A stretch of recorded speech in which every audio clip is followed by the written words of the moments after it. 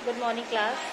हिंदी की first class में पहले जो आपका ये पीरियड है आज, इसमें आपका सभी का स्वागत। मैंने कल बच्चों आपको दो बुक्स की पिक्चर्स डाली थी, तो मे भी आपने उनको आइडेंटिफाई कर लिया होगा और उनको परचेज करने की तरफ पहला कदम बढ़ा दिया होगा। फिर भी मैं दिखा देती हूँ बच्चों, ये आपकी जो आरोह बुक है, ये आपकी मेन बुक है। बस वही प्रोसेस है जो 10th में था। 10th में आपकी क्षितिज जो कृतिका थी, तो यहाँ पे जो क्षितिज की जगह है वो आरोह ने ले ली है। इसमें 10 चैप्टर आपके काव्य के और 10 चैप्टर आपके गद्य के हैं जो हमें पढ़ने हैं, जैसे हमने क्षितिज को पढ़ा था। और सेम ऐसे ही हमारी ये है आपकी वितान जैसी कृतिका आपकी बुक है, एक साइड बुक थी, ऐसे ही वितान आपकी एक बुक रहेगी। इसमें आपके 5 चैप्टर्स हैं। जैसे कृतिका में हम एक दो चैप्टर बीच बीच में ले लेते थे, वैसे ही हम इसको लेंगे। और एक ग्रामर बुक है। ग्रामर बुक अभी हमने भी परचेज नहीं की है, अभी मैं सोच रही हूँ कि कौन सी बेहतर है, फिर मैं आपको बताऊँगी। तो आज हम बच्चों आरोह शुरू करेंगे। आरोह में बच्चों जो पहला आपका पार्ट है, गद्य पार्ट है, उसमें जो पहला चैप्टर है वो है नमक का दरोगा। बच्चों ये मैं आपको थोड़ा सा, मुझे बड़ा अच्छा लग रहा है। ये जो नमक का दरोगा है, ये एक बहुत ही खूबसूरत एक स्टोरी है। एक दरोगा है वंशीधर, बड़े ही कर्तव्यपरायण, बहुत ईमानदार। उनके विषय में जो पूरी कहानी का जो है चला है। एक आलूपीदीन है जो बिजनेसमैन है, बहुत बड़े व्यापारी हैं, बहुत बड़े स्केल पे उनका व्यापार है। तो उन दोनों में जो ये एक कहानी जो है, इन दोनों को लेकर के आगे बढ़ती है। अभी इसकी शुरू करेंगे हम लोग। तो सबसे बड़ी बात ये है, इसके जो राइटर हैं, जो नमक का दारोगा है, मुंशी प्रेमचंद्र हैं। मुंशी ना कह के मैं कहूँगी प्रेमचंद्र हैं। उन्होंने बहुत सा काव्य जो कहानियाँ लिखी हैं, उसमें से जो नमक का दारोगा है, ये भी एक बहुत फेमस उनकी जो है स्टोरी रही है। बहुत इंस्पायर हम लोग इससे हुए हैं।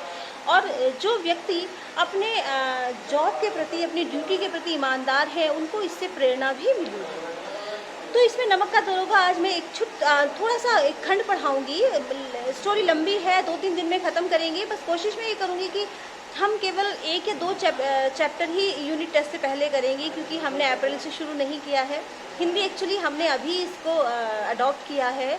आपका एडिशनल सब्जेक्ट है, मैंने पहले भी बताया था। जिस तरीके से 10th में आपका कंप्यूटर और जो है एडिशनल सब्जेक्ट रहता था, उसी तरीके से हिंदी 11th में एडिशनल सब्जेक्ट है। आपके फ्यूचर को ध्यान में रखते हुए हमने इसको अडॉप्ट किया है, इसको अपने सिलेबस में हमने लाने का प्रयास किया है। तो नमक का दरोगा बच्चों शुरू करते हैं। थोड़ा सा बात करेंगे। जब नमक का नया विभाग बना और प्रभु प्रदत्त वस्तुओं के व्यवहार का निषेध हो गया, तो लोग चोरी छिपे इसका व्यापार करने लगे। बच्चों जब नमक का कारोबार शुरू हुआ, तो उसका एक अलग से विभाग बनाया गया।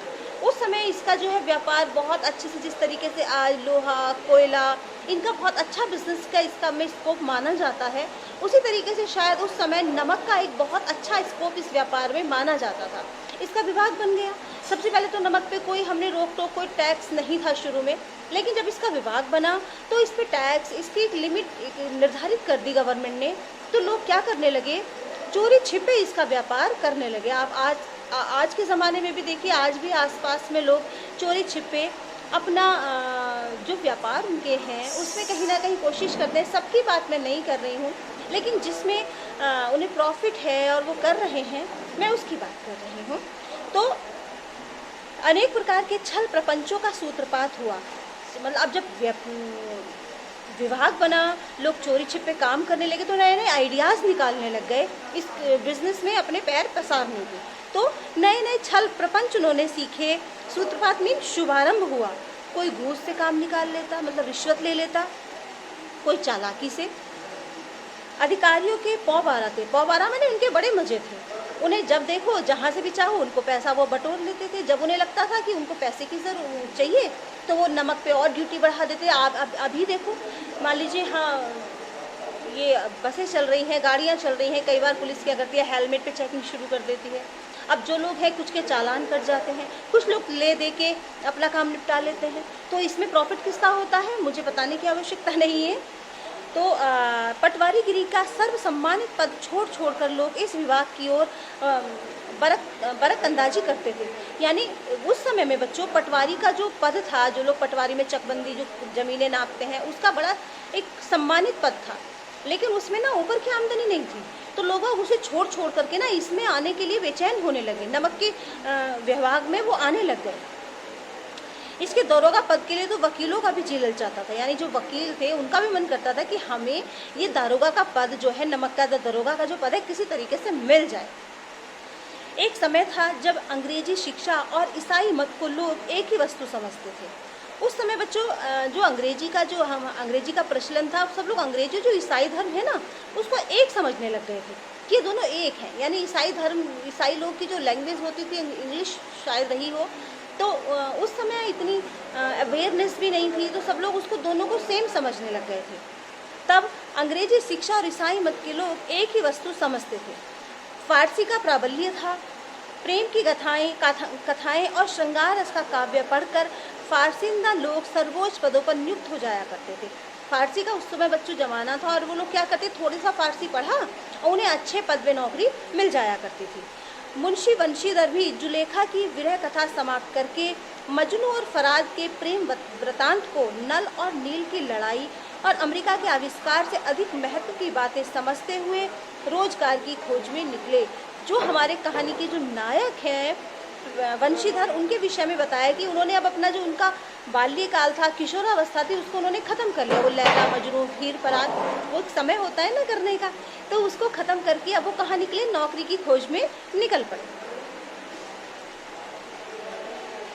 उनके पिता एक अनुभवी पुरुष थे, समझाने लगे, बेटा घर की दुर्दशा देख रहे हो, ऋण के बोझ से दबे हुए हैं, लड़कियां हैं, वह घास फूस की तरह बढ़ती जा रही हैं। मैं कगारे पर का वृक्ष हो गया हूँ, न मालूम कब गिर पड़ूं। जब बच्चा जवान हुआ, नौकरी की तलाश में निकला, तो उनके पिताजी ने उन्हें समझाया कि बेटा अपने घर की हालत देखो पहले, भाई एक मध्यम परिवार शायद उस समय रहा हो, और मेरी जो नौकरी है, एक वृक्ष, बूढ़ा वृक्ष कहना चाहिए, वो कब गिर जाए पता ही नहीं।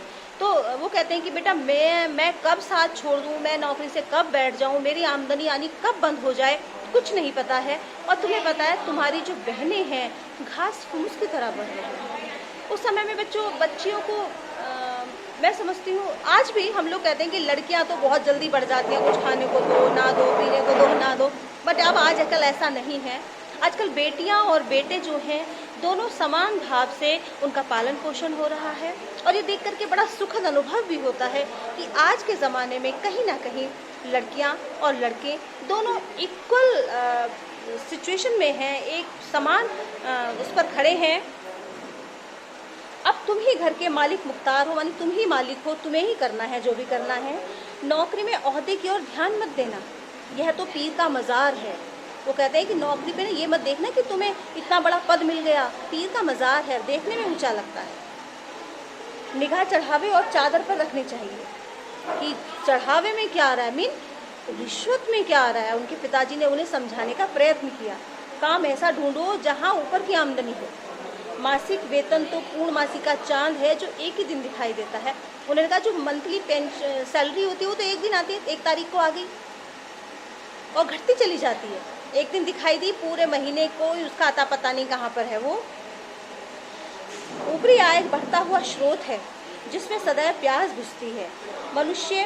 वेतन मनुष्य देता है, इसी से उसमें वृद्धि नहीं होती। ऊपरी आमदनी ईश्वर देता है। उन्होंने कहा कि जो वेतन है वो तो ईश्वर व्यक्ति देता है। एक व्यक्ति को, भाई मुझे जिस विभाग में मैं काम कर रहा हूँ उस पर मुझे वेतन मिल गया। जो सरकारी ऑफिसर्स हैं उन्होंने भाई एक ले है, एक भाई बड़े ऑफिसर ने छोटे इस तरीके की जो सैलरी जिसको देते हैं, एक ड्यूटीज़ होती हैं, तो यानी व्यक्ति के द्वारा ही व्यक्ति को दी जाती है।